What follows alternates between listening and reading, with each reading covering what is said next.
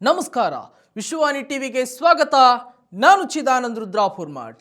ರಂಜಾನ್ ಹಬ್ಬದ ದಿನವೇ ಕಪ್ಪು ಪಟ್ಟಿ ಧರಿಸಿ ಕೇಂದ್ರ ಸರ್ಕಾರದ ವಿರುದ್ಧ ಅಸಮಾಧಾನದ ಒಗ್ಗಟ್ಟು ಪ್ರದರ್ಶಿಸಿದ ಮುಸ್ಲಿಮರು ವಕ್ಫ್ ತಿದ್ದುಪಡಿಗೆ ನಮ್ಮ ಒಪ್ಪಿಗೆ ಇಲ್ಲ ಎಂಬ ಸಂದೇಶವನ್ನು ರವಾನಿಸಿದ ಮುಸಲ್ಮಾನ್ ಸಮುದಾಯ.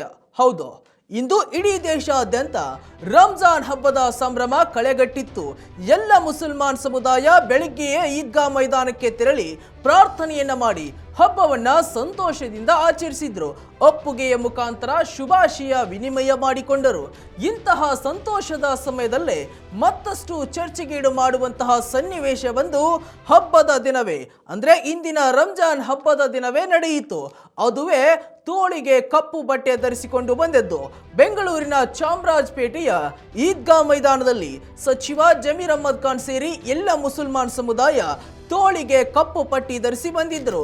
ಇದೀಗ ಈ ವಿಷಯ ಭಾರಿ ಚರ್ಚೆಗೀಡು ಮಾಡಿದೆ ಮತ್ತು ಆಶ್ಚರ್ಯಕ್ಕೂ ಕಾರಣವಾಗಿದೆ. ಹಬ್ಬ ಅಂದ್ರೆ ಸಾಮಾನ್ಯವಾಗಿ ಶುಭ್ರವಾದ ಬಿಳಿ ಬಟ್ಟೆ ಅಥವಾ ತಮಗಿಷ್ಟದ ಬಟ್ಟೆ ತೊಡುವುದನ್ನು ಕಂಡಿದ್ದೇವೆ. ಕಪ್ಪು ಬಟ್ಟೆ ಧರಿಸುವುದು ಕಡಿಮೆ, ಅದರಲ್ಲೂ ಕಪ್ಪು ಪಟ್ಟಿಯನ್ನು ಕಟ್ಟಿಕೊಂಡು ಬಂದು ಹಬ್ಬ ಆಚರಿಸುವುದು ತುಂಬಾ ವಿರಳ. ಆದರೆ ಅಂತಹ ಒಂದು ವಿಚಿತ್ರ ಘಟನೆಗೆ ಸಾಕ್ಷಿಯಾಯಿತು ಚಾಮರಾಜಪೇಟೆಯ ಈದ್ಗಾ ಮೈದಾನ.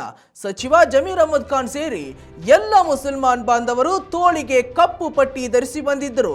ಹೀಗೇಕೆ ಎಂದು ನಂತರ ಮಾಧ್ಯಮದವರು ಕೇಳಿದ್ರೆ ಅದಕ್ಕೆ ಕಾರಣ ಕೇಂದ್ರದ ವಕ್ಫ್ ತಿದ್ದುಪಡಿ ಕಾಯ್ದೆ. ವಕ್ಫ್ ಕಾಯ್ದೆಯನ್ನ ತಿದ್ದಲು ಹೊರಟಿರುವ ಕೇಂದ್ರ ಸರ್ಕಾರ ಆ ಆಲೋಚನೆಯಿಂದ ಹಿಂದೆ ಸರಿಯಬೇಕು.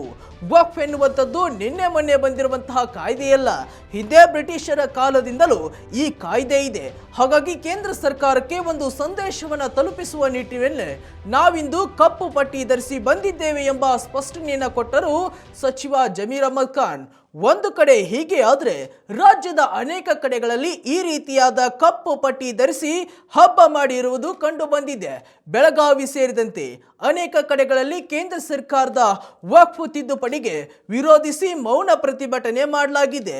ಪ್ರಧಾನಿ ನರೇಂದ್ರ ಮೋದಿ ಮುಸಲ್ಮಾನರ ಈ ಪವಿತ್ರ ಹಬ್ಬಕ್ಕಾಗಿ ದೇಶದ ಬಡ ಮುಸಲ್ಮಾನರಿಗೆ ಹಬ್ಬದ ಕಿಟ್ ನೀಡಿದ್ದರು.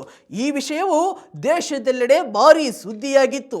ಈಗ ಅದೇ ಮುಸಲ್ಮಾನ್ ಬಾಂಧವರು ಕೇಂದ್ರ ಸರ್ಕಾರದ ಮತ್ತೊಂದು ಮಹತ್ವಾಕಾಂಕ್ಷೆ ಕಾಯ್ದೆಯೊಂದನ್ನು ವಿರೋಧಿಸುತ್ತಿದ್ದಾರೆ. ವೀಕ್ಷಕರೇ, ಇದಾಗಿತ್ತು ಇವತ್ತಿನ ಸ್ಪೆಷಲ್ ಸ್ಟೋರಿ.